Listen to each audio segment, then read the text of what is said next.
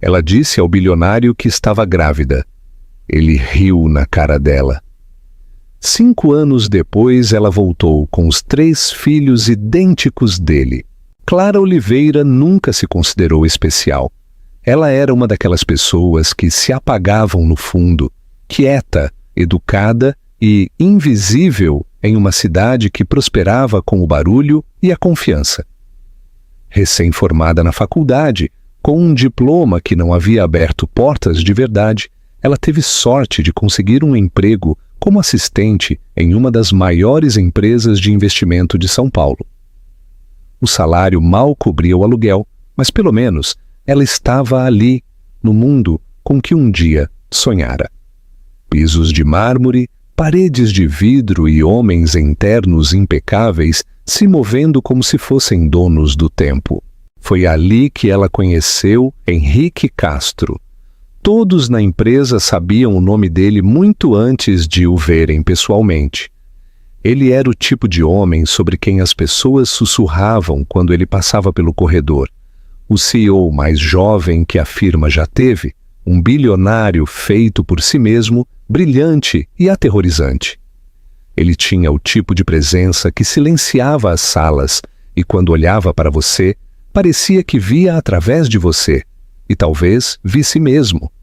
Seus olhos eram claros, quase gélidos, sua voz calma, suas palavras medidas. Ele não sorria com frequência, mas quando o fazia, as pessoas trabalhavam 2 vezes mais no dia seguinte só para ver aquilo de novo. Clara o conheceu por acidente, literalmente. Ela estava carregando uma pilha de relatórios para a sala de conferências quando virou a esquina muito rápido e colidiu com ele. Os papéis se espalharam, suas bochechas queimaram e ela murmurou uma dúzia de desculpas. Henrique não gritou, nem sequer franziu a testa. Ele se abaixou, ajudou-a a recolher os documentos e disse, quase distraidamente: "Cuidado, o mercado não é a única coisa que quebra por aqui." Foi uma piada pequena e seca, mas ficou com ela o dia todo. Depois disso, ele anotou. Não de uma forma de conto de fadas, mas como se começasse a se lembrar do nome dela quando outros não se lembravam. Ele pediu que ela o ajudasse em pequenos projetos, confiou nela para organizar sua agenda. Clara não conseguia entender o porquê. Ela não era glamurosa ou espirituosa, ou poderosa como as mulheres que pairavam ao redor dele nas festas da empresa. Mas ele parecia gostar da calma dela, do jeito que ela não tentava demais impressioná-lo.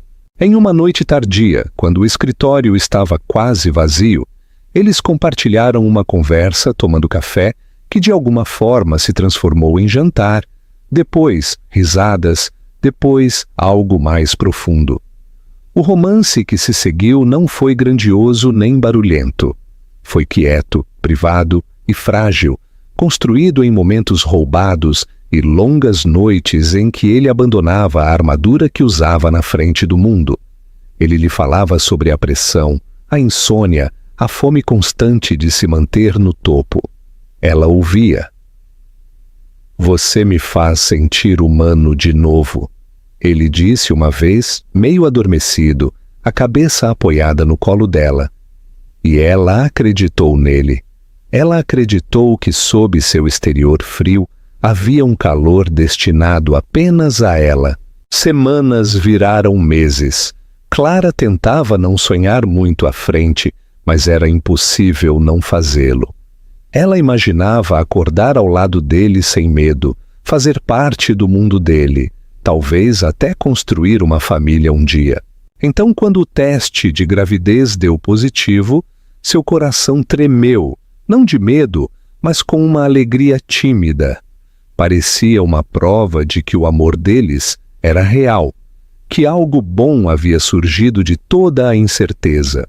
Ela foi ao escritório dele uma noite após o trabalho, o coração palpitando, as mãos tremendo levemente. Ele estava sentado atrás de sua mesa, lendo algo em seu tablet, as mangas arregaçadas, as luzes da cidade entrando pelo vidro atrás dele. Ela sorriu nervosamente, disse que precisava conversar. Quando ela finalmente disse as palavras, "Estou grávida", o mundo pareceu prender a respiração. Por um momento, Henrique não disse nada. Então ele se recostou, um sorriso lento, quase divertido, curvando seus lábios. "Você está falando sério?" ele perguntou. Ela assentiu. O riso dele foi quieto no início, depois mais nítido, mais frio. "Clara, você é uma garota doce", ele disse, levantando-se, andando ao redor da mesa como se a inspecionasse à distância. "Mas vamos ser realistas. Eu sou um CEO milionário. E você é? Quê? Uma assistente. Você acha que é assim que as coisas funcionam?" As palavras atingiram mais forte do que um tapa. Ela sentiu sua garganta se fechar. Ele não estava com raiva, e isso teria sido mais fácil de suportar. Ele estava indiferente, desapegado, como se ela tivesse lhe contado algo trivial, algo indigno de preocupação. Ela tentou falar, explicar que não havia planejado, que não estava pedindo nada, mas ele a interrompeu com um gesto da mão. "Resolva isso", ele disse simplesmente, "e não transforme isso em um drama. Você sabia o que era isso." Naquela noite, ela deixou o prédio sob uma chuva forte, sua visão embaçada não apenas por lágrimas, mas pela descrença. As luzes da cidade ao seu redor pareciam cruelmente brilhantes. O telefone dela tocou uma vez, o número dele, mas ela não conseguiu atender. Pela manhã, seu cartão de acesso não funcionava. A empresa havia reestruturado sua posição. Ela nem sequer teve a chance de limpar sua mesa. Henrique Castro seguiu com sua vida e Clara Oliveira desapareceu dela. O que ele não sabia, o que ele nunca se importou em perguntar, era que a coisa que ele havia descartado tão facilmente se tornaria o próprio coração da vida dela. Clara não se lembra do momento exato em que decidiu deixar São Paulo. Não foi dramático, não houve mala feita na chuva, nem última olhada no horizonte. Foi mais silencioso do que isso, um lento desenrolar da esperança, até que ficar parecesse mais pesado do que ir. Ela encontrou um mapa, fechou os olhos e apontou. O dedo pousou em uma pequena cidade no interior de São Paulo, Campinas, da qual ela nunca tinha ouvido falar. Isso bastou. Ela vendeu o pouco que possuía, encerrou seu contrato de aluguel e desapareceu da cidade onde seu coração havia quebrado e sua vida havia terminado, ou assim parecia. A cidade era completamente diferente de São Paulo. Os prédios eram mais baixos, as ruas mais tranquilas, as pessoas mais lentas para falar, mas mais rápidas para acenar um olá. Não havia táxis buzinando, nem carrinhos de café em cada esquina, nem a correria da meia-noite de pessoas perseguindo algo urgente. Ali, o tempo se movia de maneira diferente. A princípio, Clara odiou. O silêncio era ensurdecedor. Ela sentia falta do caos, até mesmo da dor dele. Mas, à medida que sua barriga crescia, crescia também sua percepção de que era exatamente onde ela precisava estar. O barulho da cidade não a teria deixado ouvir o que importava, o som de minúsculos batimentos cardíacos que pulsavam 3 vezes durante cada consulta médica. Trigêmeos. A palavra a havia atordoado quando o médico a disse pela primeira vez. Ela havia encarado a tela, as 3 pequenas luzes bruxuleantes que provavam que havia 3 vidas dentro dela, não apenas uma. Ela riu e chorou ao mesmo tempo, as mãos tremendo na mesa de exame. Não era alegria nem medo, eram ambos, emaranhados em algo para o qual ela ainda não tinha palavras. Parecia muito grande para um corpo carregar emocionalmente, fisicamente, financeiramente. Mas ela não tinha escolha. E, estranhamente, mesmo em suas horas mais sombrias, ela nunca considerou desistir deles. A gravidez foi difícil. Sem apoio familiar, seus pais haviam descartado sua situação como vergonhosa e se recusado a falar com ela. Clara esteve sozinha desde o início. Seu corpo mudou mais rápido do que ela podia acompanhar. As contas do hospital começaram a se acumular antes mesmo de ela terminar o segundo trimestre. Desejos de comida se misturavam com náuseas. O sono se tornou um estranho. Ela podia sentir cada um de seus bebês se movendo em momentos diferentes, às vezes todos de uma vez, esticando-a por dentro. Cada chute a lembrava do que estava por vir, não apenas bebês, mas uma vida reconstruída do zero. Ela trabalhava quando podia, aceitava trabalhos freelance de edição online e, quando estes secavam, ela começou a assar em sua minúscula cozinha e a vender sobremesas para o café local. Não era muito, mas a mantinha à tona. Quando os meninos chegaram mais cedo, 6 semanas antes da data prevista, foi durante uma tempestade de neve. A dor veio de repente, aguda e rápida, e o pânico que se seguiu quase a engoliu. Ela foi levada às pressas para o hospital mais próximo, um lugar com luzes bruxuleantes e enfermeiras cansadas, e deu à luz 3 meninos prematuros, mas respirando: Pedro, Lucas e Matias. Os nomes vieram a ela como ecos, como se sempre estivessem esperando. Eles eram pequenos, muito pequenos, e tiveram que ficar em incubadoras por semanas. Clara os visitava todos os dias, pressionando a palma da mão contra o vidro, sussurrando para eles em meio a lágrimas, cantando canções de ninar desafinadas, mas cheias de amor. A dívida cresceu. Contas médicas chegavam como ameaças pelo correio. Clara racionava comida, vendeu o seu laptop e andava para todos os lugares para evitar passagens de ônibus. O inverno lhe mordia a pele, mas ela agasalhava seus filhos em roupas de segunda mão e cobertores de tricô doados por vizinhos gentis.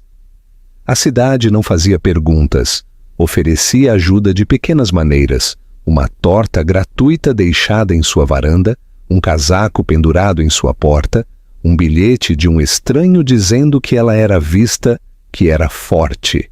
Ainda assim, a solidão era uma criatura com garras.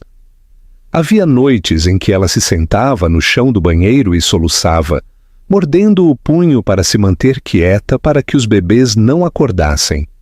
Ela sentia falta de ser tocada, de ser perguntada, de ser lembrada. Às vezes ela olhava para seu reflexo e não via ninguém familiar. Mas a cada manhã ela acordava para 3 novos motivos para continuar. Pedro foi o primeiro a sorrir, largo e repentino. Lucas se agarrava ao dedo dela como se nunca quisesse soltar. Matias fazia pequenos ruídos pensativos, como se já estivesse curioso sobre o mundo. À medida que eles cresciam, crescia também sua força. Ela aprendeu a alimentar 3 bebês com 2 mãos, a dormir em intervalos de 15 minutos, a balançar um enquanto trocava outro. A biblioteca local ofereceu-lhe um emprego de meio período, guardando livros e conduzindo a hora da história infantil. Ela aceitou de bom grado. O cheiro de papel velho e cantos tranquilos se tornou sua paz. Depois do trabalho, ela assava até tarde da noite biscoitos, muffins, qualquer coisa que pudesse vender. Sua cozinha se tornou seu santuário. Os meninos aprenderam o ritmo de seus passos, a suavidade de sua voz, a cadência segura de suas canções de ninar. A vida não era fácil, nunca foi fácil, mas tornou-se suportável, depois gerenciável e, eventualmente, significativa. A dor de seu passado ainda permanecia, mas não a definia mais. Clara havia encontrado um tipo estranho e terno de alegria, não na vida que ela havia imaginado, mas na que estava construindo com suas próprias mãos. Cada joelho ralado que ela beijava, cada febre que ela acalmava, cada desenho bobo pregado na geladeira se tornava prova de que o amor não precisava vir de grandes gestos ou começos perfeitos. Às vezes vinha na sobrevivência, às vezes vinha no milagre silencioso de acordar, abraçar seus filhos e saber que você conseguiu mais um dia. Henrique Castro tinha tudo. Era o que o mundo dizia de qualquer forma. Seu nome aparecia em revistas de finanças, listas da Forbes e em telas brilhantes atrás de apresentadores de televisão que falavam sobre sua ascensão com uma mistura de admiração e inveja. Ele era o homem que transformava empresas moribundas em máquinas de bilhões de reais, imóveis, tecnologia, produtos farmacêuticos, seus dedos estavam em todo o bolo lucrativo, e o que quer que ele tocasse parecia se multiplicar em valor. Ele era dono de uma cobertura com vista para o Parque Ibirapuera, várias casas de férias na Europa e um jato particular que não tinha logotipo, apenas uma anonimidade elegante.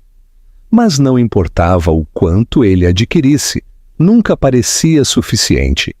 Ele vivia de decisões rápidas e consequências mais rápidas. Toda manhã começava com uma enxurrada de e-mails e terminava com um copo de algo envelhecido e caro que ele mal provava. Mulheres vinham e iam, bonitas, equilibradas, sempre vestidas para fotos. Elas riam de suas piadas, tocavam seu braço durante eventos de caridade e desapareciam sem resistência quando ele parava de retornar às ligações. Ele não conseguia se lembrar da maioria dos nomes delas.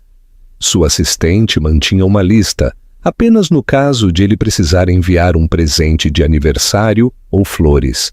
Raramente o fazia. O que ninguém via, o que ninguém sabia, era que, apesar do fluxo interminável de luxo e atenção, Henrique estava cansado. Cansado dos jogos, do barulho, da atuação. Cada vez que abria os olhos para uma nova manhã, era mais difícil afastar a sensação de que algo estava faltando, não algo material, não algo que ele pudesse comprar. Era mais profundo do que isso, quase como uma dor em seu peito que nunca passava completamente. Às vezes, tarde da noite, depois que as reuniões terminavam e o mundo se acalmava por algumas horas preciosas, ele se sentava na varanda de sua cobertura e pensava nela. Clara. O nome ainda trazia algo agudo e desconfortável à tona. Ele quase havia esquecido o rosto dela, mas no fundo, não de verdade. Ele ainda podia imaginar o olhar dela quando estava brava, o som de sua risada quando não pensava que ninguém estava ouvindo, a suavidade de sua pele sob seus dedos. Ela tinha sido diferente das outras, quieta, mas não entediante, gentil, sem ser ingênua.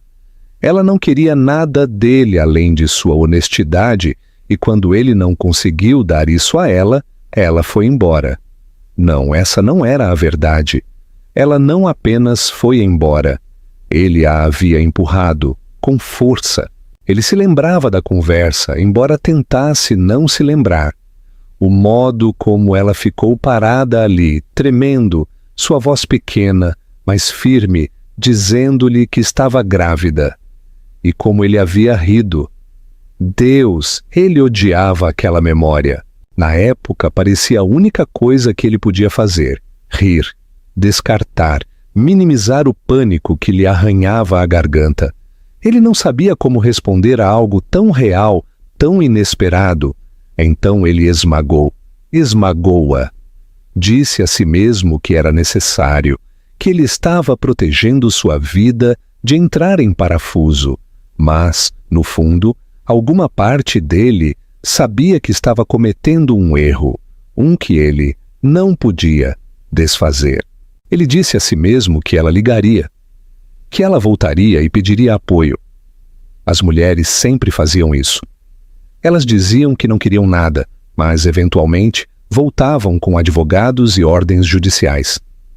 Mas Clara nunca o fez. Ela desapareceu, sem e-mails, sem mensagens, sem telefonemas irritados, apenas silêncio, como se tivesse se apagado do planeta. No início ele ficou aliviado, depois curioso, depois confuso. Agora, anos depois, ele estava assombrado por isso. Ele nunca falava sobre ela.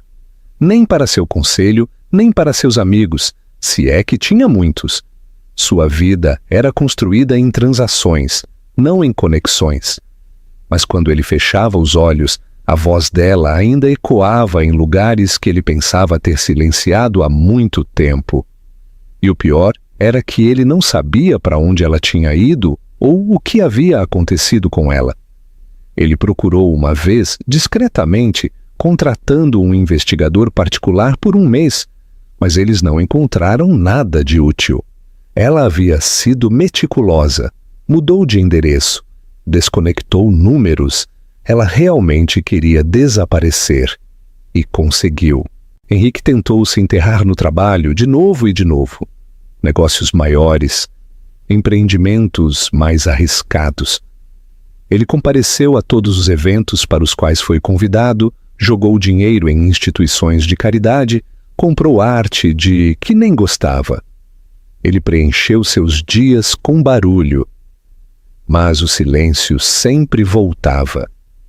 E quando ele passava por parquinhos ou ouvia a palavra pai em conversas, algo profundo em seu estômago se contorcia. Ele não sabia por que continuava pensando na criança. Talvez porque houvesse uma possibilidade, por menor que fosse, de que algo dele tivesse ficado para trás. Ele não queria uma família naquela época, mas agora o pensamento de que ele poderia ter uma, sem sequer saber disso, o atormentava. Ele não acreditava em destino, mas ele acreditava em consequências. E esta, ele temia, estava finalmente o alcançando. Cada vez mais ele se pegava distraído. Durante as reuniões, sua mente divagava. No meio de encontros, ele de repente se lembrava do olhar no rosto de Clara naquela noite em seu escritório. Um arrependimento frio se agarrava a ele como uma segunda pele. E quando ele olhava no espelho, às vezes não reconhecia o homem que o encarava. Os ternos eram os mesmos.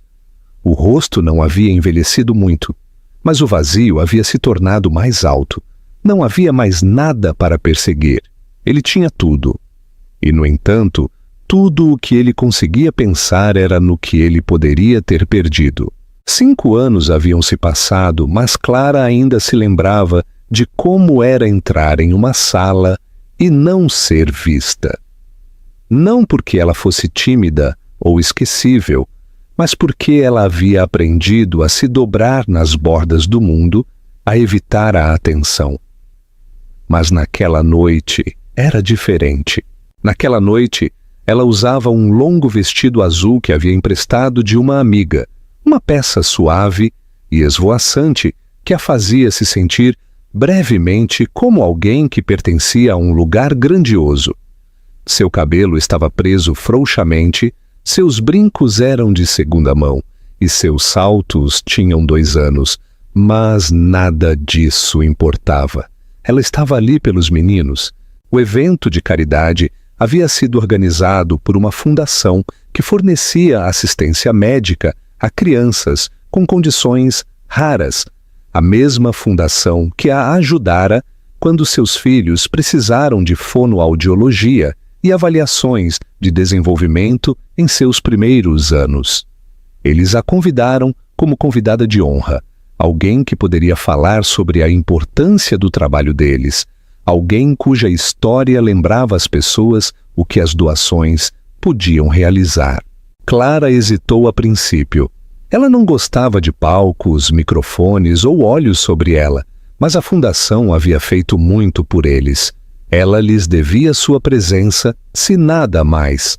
O restaurante, onde o evento foi realizado, era um lugar de alto nível que ela nunca tinha sequer sonhado em visitar antes. Todo lustres, paredes de vidro e pisos polidos que refletiam a luz como um salão de baile em um filme. Ela segurava a mão de Pedro de um lado e a de Matias do outro. Lucas andava um pouco à frente, mais confiante do que os outros, sua gravata borboleta ligeiramente torta e seus olhos examinando as mesas como se já estivesse memorizando o lugar. Eles estavam vestidos de forma semelhante, não porque ela pretendesse ser charmoso, mas porque roupas de segunda mão e brechós tornavam as roupas combinando práticas. Calças pretas, camisas brancas, coletes que ela havia passado a noite anterior, passando a ferro. As pessoas olhavam. A princípio, Clara pensou que era porque ela não se encaixava, mas então ela percebeu. Eram os meninos, 3 rostos quase idênticos, todos com aquela mesma combinação em comum. Cabelo loiro escuro e olhos azul acinzentados marcantes que não pertenciam a ela. Eles atraíam a atenção onde quer que fossem, mas naquela sala cheia de doadores ricos e personalidades, eles eram uma anomalia. Eles puxavam as mangas dela, sussurravam perguntas, perguntavam sobre as sobremesas na mesa perto do palco. Estavam cheios de vida, alheios à tempestade que se formava do outro lado da sala. Henrique não pretendia comparecer ao evento pessoalmente. Normalmente, seu nome e uma doação considerável eram suficientes, mas desta vez, um dos membros do conselho da fundação havia insistido.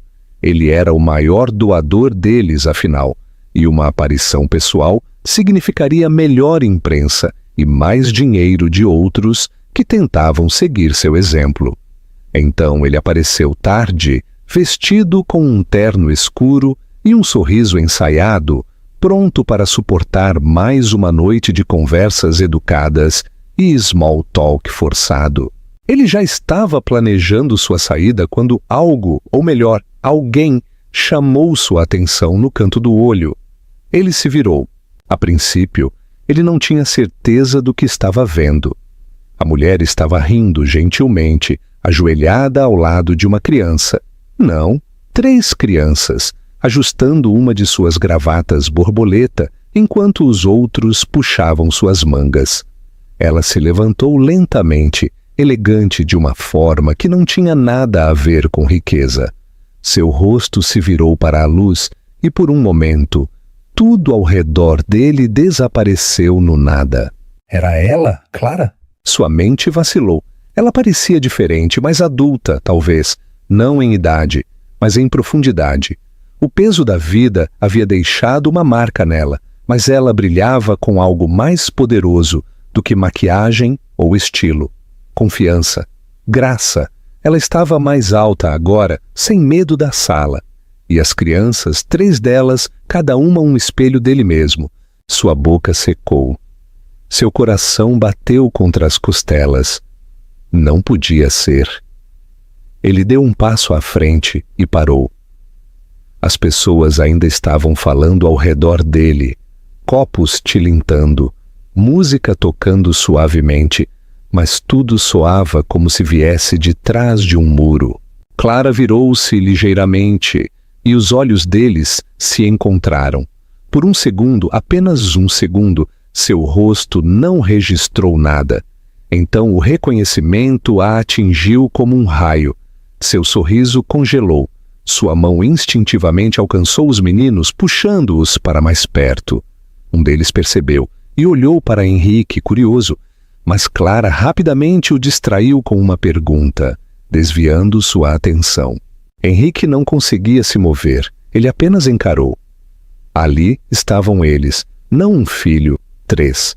3 reflexos perfeitos, seu cabelo, seus olhos, seu maxilar. Ele sentiu como se o chão sob ele tivesse mudado. Ele não conseguia respirar direito, não conseguia pensar. Todos os anos que ele passou se perguntando se ela havia levado adiante se havia sequer existido um bebê, acabaram de ser estilhaçados sob o peso da realidade. Ela não apenas teve o filho dele, ela criou 3 filhos, sozinha, sem ele, sem uma palavra. Clara desviou o olhar. Ela não caminhou em direção a ele. Ela não sorriu. Ela simplesmente se virou e conduziu seus filhos para a área de assentos, calma e composta, como se ele não passasse de um rosto na multidão. Isso doeu mais do que qualquer acusação gritada teria doído. Ela não precisava dele. Isso estava claro. E, de alguma forma, essa verdade cortou mais fundo do que o momento em que ela lhe disse que estava grávida. Henrique se sentou eventualmente, mas não ouviu uma palavra dos discursos. A comida na frente dele ficou intocada. Seus olhos permaneceram fixos em Clara, nos meninos, tentando juntar a história dos anos que ele havia perdido. Ele pensou em todas as salas de reuniões em que se sentou, todas as noites que preencheu com vitórias vazias. Enquanto ele estava correndo atrás de mais, ela estava construindo algo real. Ele não sabia como processar. Ele só sabia de uma coisa com certeza. Ele nunca mais seria o mesmo. Henrique não dormiu naquela noite. Após o evento de caridade, ele voltou para sua cobertura. Mas o silêncio do espaço parecia diferente agora. Não pacífico, não espaçoso, apenas vazio. Ele ficou na janela, observando as luzes da cidade piscarem, o horizonte se estendendo à distância, e tudo o que ele conseguia pensar era no que havia visto. 3 meninos, seus filhos, Clara. Os últimos 5 anos se desenrolaram sem ele, e, no entanto, a prova desses anos perdidos estava a poucos metros de distância, vestida com coletes e curiosidade, de olhos arregalados, carregando seu rosto como se a natureza tivesse pegado um projeto e o copiado 3 vezes. Os meninos tinham seus olhos, sem dúvida, e isso era o que mais o assombrava. Eles não apenas se pareciam com ele. Eles carregavam seu sangue, seu nome, mesmo que ainda não soubessem. Por dias, Henrique não conseguia se concentrar. Reuniões se misturavam, palavras viravam estática. Sua mente se recusava a obedecer seus comandos. Era como se uma barragem tivesse rachado em algum lugar dentro, e tudo o que ele havia empurrado para baixo por anos estava voltando com força, implacável. Ele sempre se orgulhou do controle. Ele controlava mercados, pessoas, salas de reuniões, resultados. Mas isso era algo sobre o qual ele não tinha poder. Clara havia vivido uma vida inteira sem ele. Ela não apenas sobreviveu, ela criou 3 meninos em pequenos seres humanos brilhantes, alegres e bonitos. E ele nem sequer sabia os nomes deles. Ele sabia que não poderia abordá-la naquela noite. Não com doadores por perto, não com câmeras e olhos curiosos. Ela não o olhou como um homem que ela costumava amar ou odiar. Ela o olhou como um estranho. E pior, como uma ameaça. Isso ardia de maneiras que ele não esperava. Ele uma vez a fez rir em elevadores, a fez suspirar em seu peito. Agora, ela nem sequer o deixaria perto de seus filhos. Seus filhos. Na semana seguinte, ele encontrou o endereço dela. Não foi difícil. Ele tinha recursos que a maioria das pessoas não tinha. Mas ele não bateu na porta dela. Ainda não. Em vez disso, ele dirigiu até a pequena cidade na divisa de São Paulo, Campinas, onde ela agora vivia. Não era nada parecido com a cidade. Sem arranha-céus, sem carros pretos, sem cafés expresso com cardápios de couro. As ruas eram ladeadas por árvores desbotadas, crianças em bicicletas, cães perseguindo folhas. Parecia o tipo de lugar para onde as pessoas iam para desaparecer, ou talvez para curar. E no meio estava Clara, caminhando pela calçada com uma sacola de supermercado de papel, seus meninos pulando à frente, o riso deles soando como música que ele não sabia que sentia falta. Ele observou à distância primeiro. Ele se odiava por isso, mas não conseguia evitar. Ele estacionou a alguns quarteirões de distância da casa deles e sentou no carro por horas, às vezes apenas para vê-los caminhar até a escola ou voltar do parque. Eles estavam cheios de energia, constantemente se movendo, constantemente falando. Pedro gostava de pular sobre as rachaduras da calçada. Lucas carregava um caderno, rabiscando coisas como um detetive em miniatura. Matias fazia perguntas que ninguém conseguia responder, o tipo de perguntas selvagens e curiosas que faziam Clara rir e bagunçar o cabelo dele. Henrique era um estranho para tudo isso, observando-os como um homem olhando através de uma janela de vidro para um mundo no qual ele não merecia entrar. Mas isso não o impedia de voltar. Ele começou a aprender as rotinas deles. Escola às 8, os turnos de Clara na biblioteca durante o dia, caminhadas noturnas, sorvete às sextas-feiras. Ele a observava conversar com vizinhos, consertar a jaqueta de um menino, carregar outro quando ele adormecia em seu ombro. Ela ainda era a mesma Clara, prática, calorosa, paciente, mas havia algo mais forte nela agora. Uma espécie de aço que ele não havia notado quando ela era mais jovem. Ela havia enfrentado o mundo sozinha e saído não quebrada, mas forjada. Eventualmente ele não conseguiu ficar longe.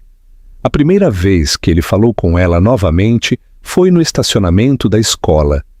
Ela estava colocando mochilas no carro quando ele se adiantou.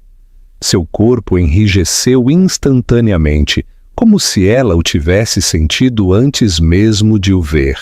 Os olhos dela se estreitaram, guardados, calculistas.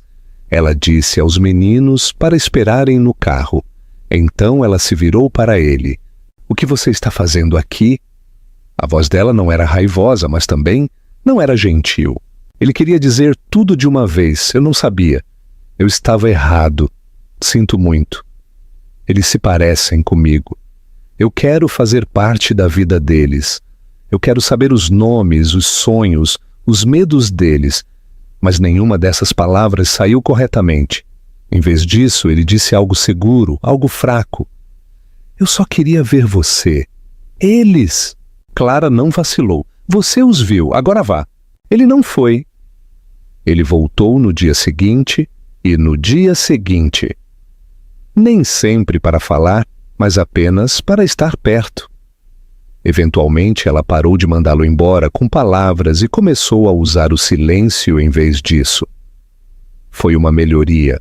Ele começou a deixar coisas para trás, anonimamente, a princípio. Uma doação para a fundação que a ajudara. Um envelope deixado na escola, cobrindo um ano de materiais. Reparos feitos no sistema de aquecimento da biblioteca. Ele nunca assinava seu nome, mas ela sabia. Ela sempre soube. Ela o confrontou uma vez, perguntando se ele estava tentando comprar seu caminho para a vida deles. Ele disse que não. Ele disse que não esperava nada.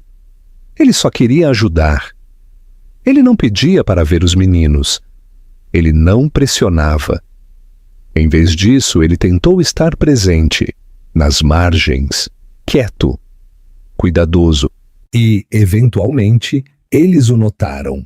Lucas foi o primeiro a perguntar: "Por que aquele homem se parece conosco?"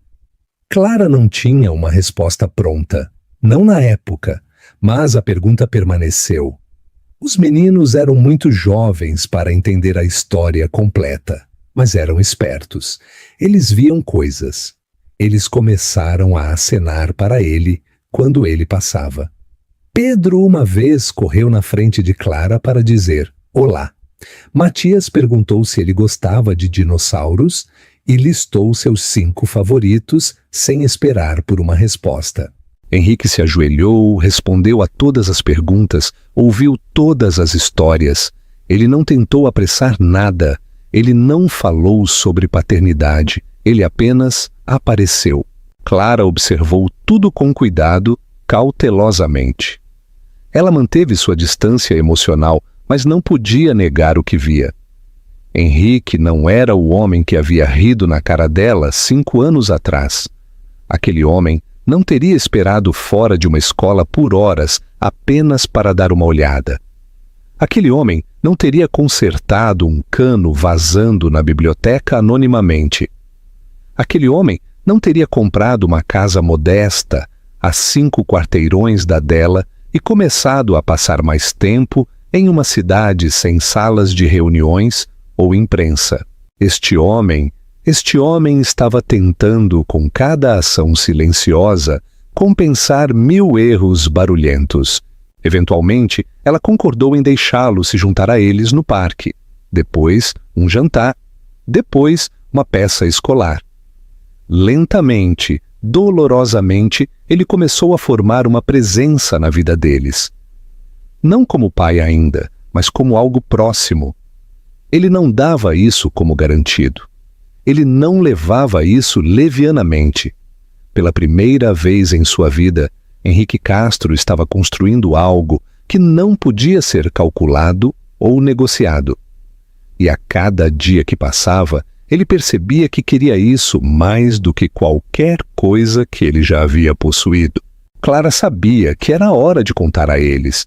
Ela havia adiado por semanas, até meses, sempre se convencendo de que eles eram muito jovens ou que não era o momento certo. Mas a verdade pesava em seu peito e ficava mais pesada a cada vez que seus filhos perguntavam quem era o homem, aquele que às vezes esperava perto dos portões da escola, que aparecia em eventos de fim de semana e ficava em silêncio no fundo, nunca muito perto, nunca muito longe.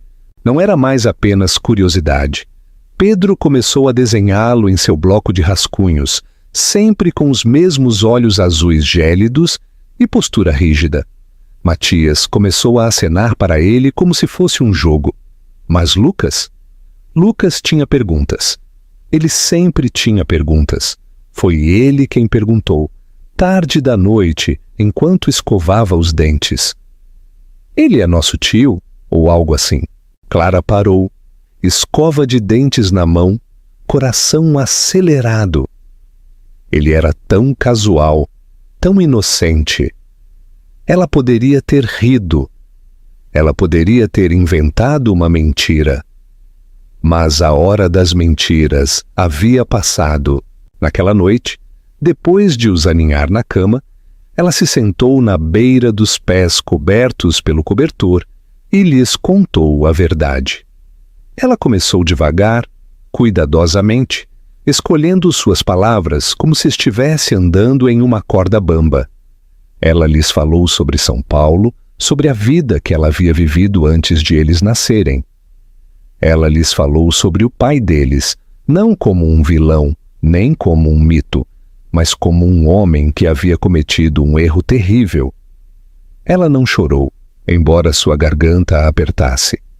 Ela não falou com amargura, embora o passado ainda doesse. Os meninos ouviram, cada um à sua maneira. Pedro brincou com um fio solto no cobertor, mas não interrompeu. Matias olhou para o teto, piscando lentamente. E Lucas, seu mais velho por 3 minutos, sua pequena alma antiga, sentou-se muito quieto e observou o rosto dela o tempo todo. Quando ela disse o nome dele, houve um longo silêncio. Lucas finalmente sussurrou. Mas ele esteve aqui, por que ele não disse nada? Clara dobrou as mãos e tentou manter a voz firme. Porque ele não queria tirar nada de vocês. Ou de mim. Ele pensou que talvez não merecesse mais fazer parte da vida de vocês. Matias inclinou a cabeça, confuso. É por isso que ele sempre parece triste quando nos vê? Clara sorriu, embora seus olhos brilhassem. Talvez, ou talvez ele esteja apenas com medo. Pedro se inclinou para a frente, sussurrando como se estivesse compartilhando um segredo. Podemos falar com ele da próxima vez? Clara fez uma pausa. Então ela assentiu. Só se vocês quiserem. Na próxima vez que viram Henrique, a mudança foi sutil, mas sísmica. Os meninos se aproximaram dele. Eles fizeram perguntas. Eles falaram sobre a escola e filmes favoritos. Pedro lhe mostrou um desenho. Matias o convidou para uma feira de ciências. E Lucas? Lucas observou. Ele não falou muito, não no início, mas ele também não se afastou. E isso significava tudo. Henrique não tentou se apressar no papel. Ele não se declarou pai deles. Ele não exigiu nada. Ele os deixou ir até ele em seu próprio tempo. Ele ouviu mais do que falava. Ele se sentou em arquibancadas duras de ginásio durante eventos escolares, aplaudiu mais alto do que qualquer outra pessoa em concursos de soletração e trouxe lanches para jogos de futebol. Ele perguntou sobre o dia deles, lembrou-se dos nomes dos professores, ajudou com o dever de casa quando Clara estava muito cansada para se sentar ereta. Lentamente, um ritmo se formou. Não o tipo de ritmo com que as famílias nascem, mas o tipo que é construído com tempo, paciência e a decisão silenciosa de continuar aparecendo. Clara observou a mudança nele não com esperança ingênua, mas com observação cautelosa. Este não era um homem se exibindo para chamar a atenção. Este era alguém se desfazendo de camadas que ele nem sabia que usava. Os ternos se tornaram menos sob medida, o telefone menos grudado em sua palma. Suas conversas mudaram de previsões trimestrais para histórias sobre dinossauros e quadrinhos. Ele começou a passar mais tempo na cidade deles do que na capital. Eventualmente, ele parou de retornar a São Paulo por dias a fio. Sua equipe aprendeu a se adaptar.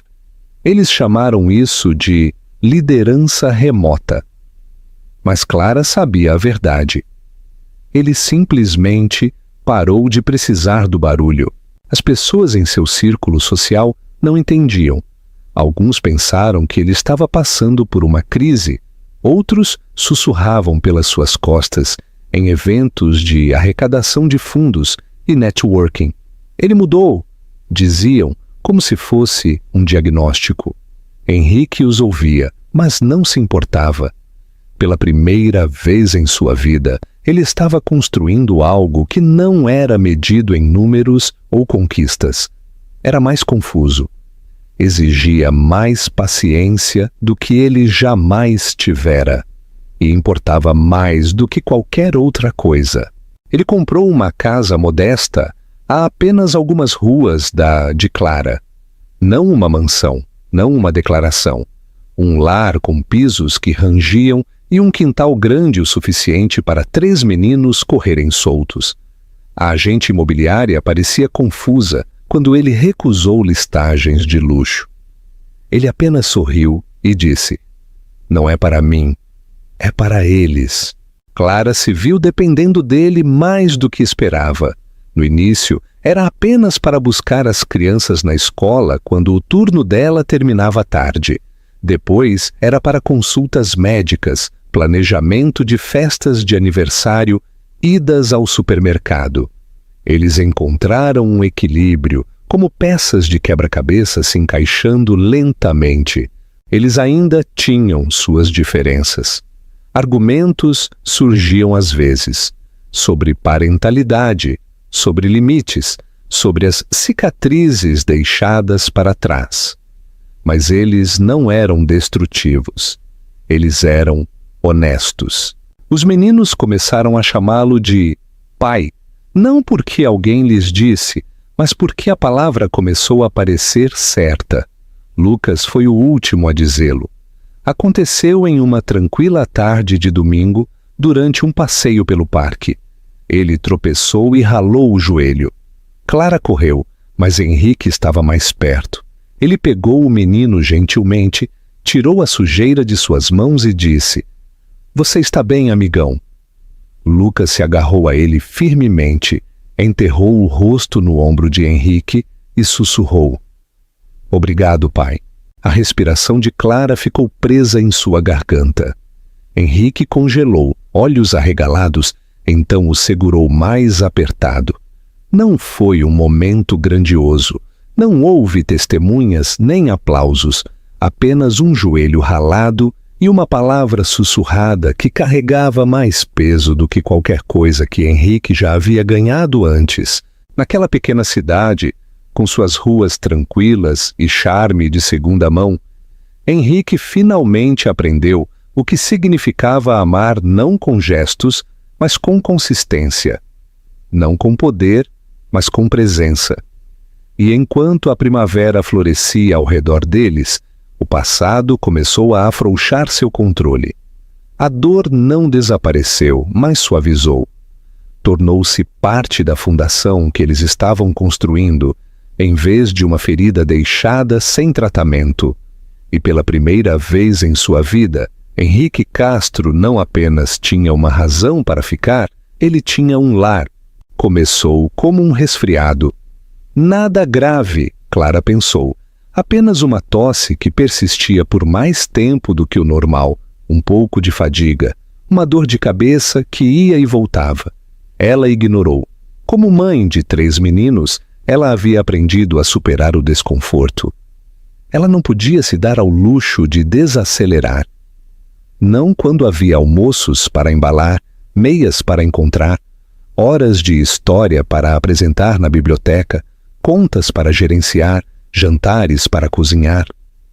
Seus dias eram construídos em movimento, e ela se acostumou a ignorar os sinais que seu próprio corpo lhe enviava, um hábito formado por necessidade. Mas desta vez, seu corpo não a deixou ignorar por muito tempo. A tosse se aprofundou, tornou-se dolorosa. Sua energia se esgotava mais rápido do que ela podia reabastecer. Uma manhã, enquanto dobrava a roupa, o quarto girou tão de repente que ela teve que se sentar no chão, agarrando o tecido nas mãos enquanto esperava a tontura passar. Naquela noite, ela pulou o jantar, dizendo aos meninos que só precisava se deitar.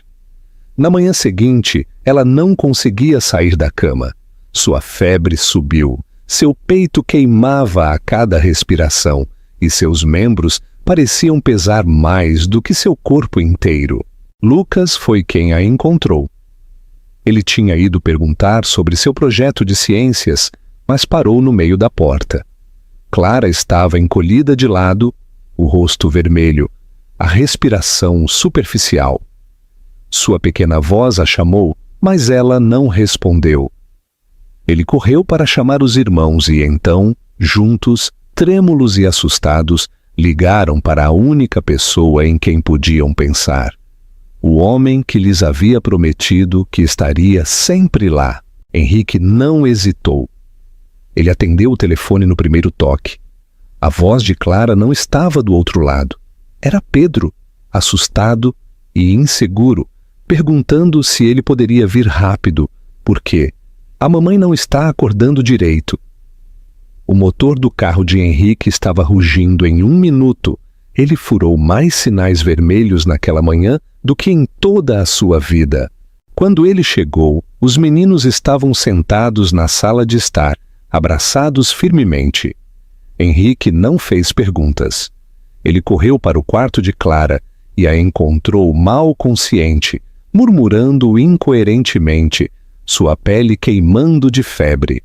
O pânico subiu por sua garganta, mas ele o empurrou para baixo. Este não era o momento de desmoronar. Ele chamou uma ambulância, arrumou uma mala para ela sem saber o que incluir e a carregou gentilmente, escada abaixo, como se ela fosse feita de vidro. Os meninos o observavam, os olhos arregalados, a confiança agarrada a ele como uma tábua de salvação. O quarto do hospital era estéril, muito branco, muito frio. Máquinas apitavam suavemente. Clara tinha pneumonia, grave, agressiva e piorada pela exaustão e desidratação. Os médicos disseram-lhe que ela provavelmente ignorou os sintomas por semanas, talvez mais. Disseram que ela precisava de descanso, líquidos, antibióticos, monitoramento rigoroso. Disseram que ele deveria se preparar para uma longa estadia. Então Henrique ficou. Ele não saiu do lado dela. Ele montou um beliche no quarto e se recusou a ser movido. Ele segurou a mão dela durante a noite, mesmo quando ela estava muito ausente para senti-lo. Ele afastou o cabelo do rosto dela, sussurrou coisas que ela não conseguia ouvir, pediu desculpas repetidamente, não apenas pelo passado, mas por não ter visto antes o quanto ela estava carregando sozinha. Naquelas noites tranquilas de hospital, algo mudou nele. Ele sabia antes que a amava. Ele sabia que queria ser pai. Mas isso era diferente. Não se tratava mais de redenção. Tratava-se de devoção. Devoção real, do tipo que não pedia nada em troca. Durante o dia, ele cuidou dos meninos. Ele fazia café da manhã com torradas queimadas e panquecas desiguais. Ele ajudava com o dever de casa, amarrava sapatos, encontrava mochilas perdidas, sentava-se com eles à noite até que adormecessem. Ele lia o livro de dinossauros favorito de Matias até conseguir recitá-lo sem olhar. Ele ouvia Lucas falar sobre o sistema solar, mesmo quando o menino repetia fatos 3 vezes seguidas. Ele deixou Pedro chorar em seu peito quando ele sentiu muita falta de Clara para fingir que estava bem. Ele não tinha todas as respostas. Ele não era perfeito. Ele ainda estava aprendendo. Mas ele estava presente. Ele estava tentando. E os meninos começaram a depender dele, não porque lhes foi dito, mas porque eles queriam. Quando Clara finalmente acordou, seu corpo fraco e trêmulo, a primeira coisa que viu foi Henrique dormindo na cadeira ao lado de sua cama, a cabeça inclinada em um ângulo desconfortável, olheiras sob os olhos, sua mão ainda segurada na dele, mesmo dormindo. Ela não conseguia falar a princípio, ela não tinha forças, mas ela chorou. Lágrimas silenciosas e gratas que caíram no travesseiro e desapareceram no tecido. Quando Henrique se mexeu e viu os olhos dela abertos, ele também não falou. Ele apenas exalou como se estivesse prendendo a respiração por dias.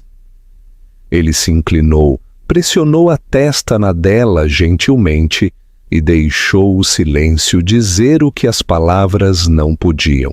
A recuperação foi lenta. Houve semanas de consultas de acompanhamento, medicamentos, instruções rigorosas. Clara estava frustrada com as limitações de seu corpo, mas Henrique se recusou a deixá-la levantar um dedo mais do que o necessário. Ele a levava para consultas, abastecia sua cozinha, providenciava licença médica com a supervisora da biblioteca.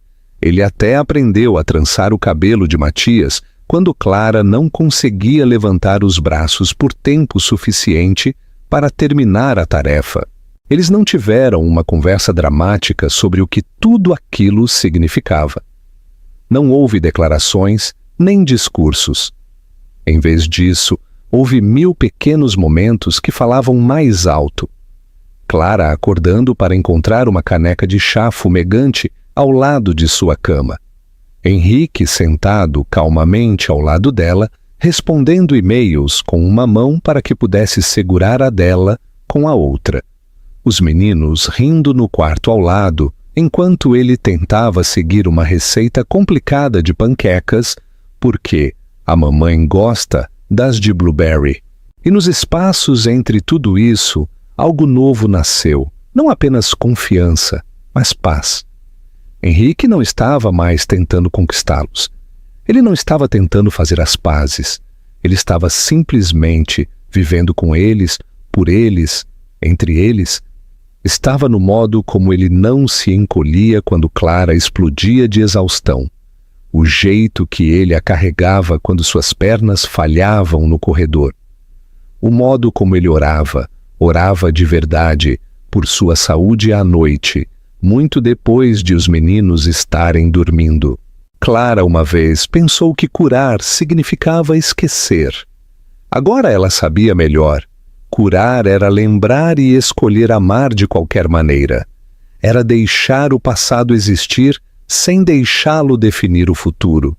E enquanto ela recuperava suas forças, cercada pela família que havia construído, confusa, imperfeita, bonita, ela percebeu outra coisa. Henrique não apenas se tornou parte da vida deles, ele se tornou a razão pela qual eles estavam completos. A primavera voltou como uma promessa, suave e lenta, derretendo as últimas crostas de neve dos telhados e acordando a terra com um calor cauteloso. As árvores do lado de fora da janela de Clara começaram a brotar com pequenas folhas verdes, tímidas no início, depois mais corajosas a cada dia. Crocos espreitavam pelo solo. O sol demorava um pouco mais a cada tarde, e o ar cheirava a chuva e novos começos. Para Clara, era a primeira estação em anos que não parecia sobrevivência. Parecia respirar, parecia chegar. Sua força havia retornado gradualmente, não de uma vez. Havia dias em que ela ainda tinha que se sentar após uma curta caminhada, e noites em que a dor em seus pulmões a lembrava o quão perto ela havia chegado de desaparecer. Mas Henrique estava lá para tudo isso, não pairando, não sufocando, apenas constante. Ele se construiu no tecido da vida deles tão completamente que Clara não se lembrava mais de como era passar um dia sem vê-lo nela. Ela não questionava mais quando ouvia seus passos na cozinha ou o via dobrando roupas ou encontrava seu chá favorito já coado e esperando por ela na varanda. Era como se ele sempre devesse ter estado lá, mas a vida havia dado um desvio longo e doloroso para trazê-lo para casa. Os meninos também floresceram. Com Henrique presente, algo neles havia mudado, não uma mudança de comportamento, mas um aprofundamento do espírito. Eles riam mais alto, eles discutiam com mais confiança, sabendo que alguém além de sua mãe interviria com calma autoridade. Eles voltavam da escola ansiosos para contar suas histórias a dois adultos. Eles se aninhavam com Clara na hora de dormir e depois arrastavam Henrique para o quarto também, exigindo que ele fizesse as vozes na história, porque as dele eram mais engraçadas. A casa não parecia mais um lugar de esforço constante. Parecia família, não remendada, não emprestada, real. Uma noite no final de março, quase um ano depois do evento onde Henrique havia visto Clara novamente, ele perguntou se ela estaria disposta a ir com ele a um jantar. Nada formal, ele prometeu. Sem doadores, sem repórteres, apenas jantar. Ela hesitou, mas concordou. Havia algo em sua voz, não ansioso, mas intencional. Ela não podia dizer não. Ela perguntou aos meninos se eles queriam ir junto, e eles se iluminaram, já vestindo camisas de botão e ajeitando o cabelo com mais cuidado do que o habitual. Quando eles pararam no restaurante, Clara o reconheceu imediatamente. Era o mesmo lugar onde o evento de caridade havia sido realizado no ano anterior, a noite em que tudo havia mudado. A memória a atingiu com um peso estranho. Aquela noite a havia despedaçado. Esta, ela suspeitava, poderia colocá-la de volta no lugar. Lá dentro, o salão havia sido reorganizado. Não havia mesas redondas, nem pás de leilão, nem taças de champanhe tilintando. Apenas uma longa mesa de madeira, posta para 5 pessoas, coberta por luz suave de velas e flores silvestres em potes de vidro. Alguém havia colocado uma playlist de jazz suave e piano instrumental. Os funcionários os conheciam pelo nome. Tudo havia sido preparado com antecedência.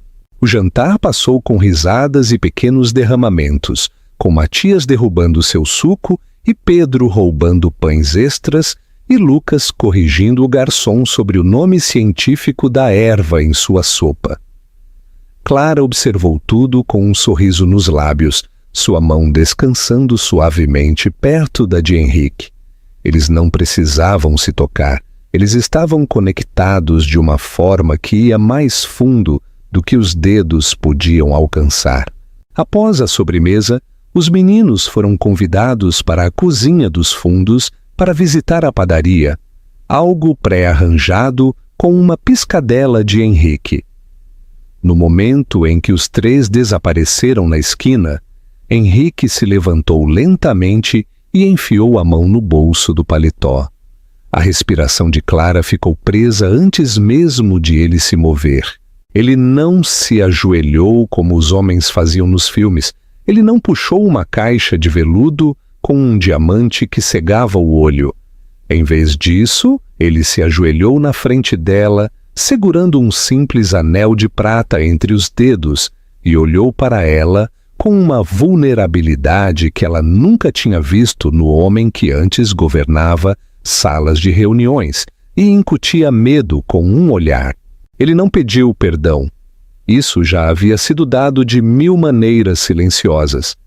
Ele não implorou por amor. Ele sabia que o tinha, embora nenhum dos dois tivesse falado as palavras em voz alta. Em vez disso, ele pediu uma chance de não reescrever o passado, mas de construir o futuro, junto com os 3 meninos que já o chamavam de pai sem hesitação. Sua voz não tremeu, mas havia algo cru nela. Eu não estou pedindo para você esquecer nada. Estou pedindo para você me escolher, agora, sabendo tudo o que você sabe. Eu quero ser seu parceiro, não seu resgate, não seu pedido de desculpas, apenas seu. Clara olhou para ele, olhou de verdade para ele. Não como o homem que uma vez partiu seu coração. Não como o estranho que ficou na beira de um pátio escolar meses atrás, mas como o homem que segurou sua mão durante a doença, que memorizou sua rotina de dormir, que apareceu quando mais importava. Ela não chorou, ela não hesitou, ela simplesmente assentiu, depois sussurrou uma palavra. Sim. Não houve aplausos, nenhum beijo dramático, apenas uma exalação silenciosa de ambos, como se algo pesado tivesse finalmente sido posto no chão, depois de ser carregado por muito tempo. Os meninos voltaram correndo para o quarto momentos depois, já no meio de uma discussão sobre quem tinha visto o biscoito maior na cozinha.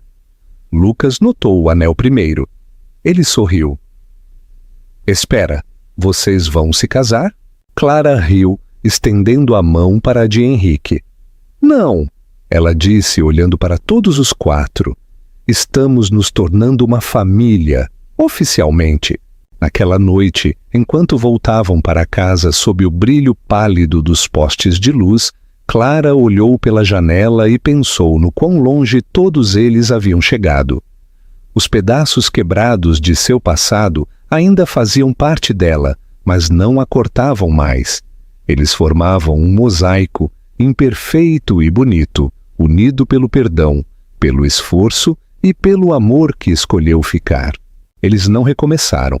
Não houve uma página em branco, mas eles começaram de novo, de onde realmente importava, não no início, mas no ponto de virada.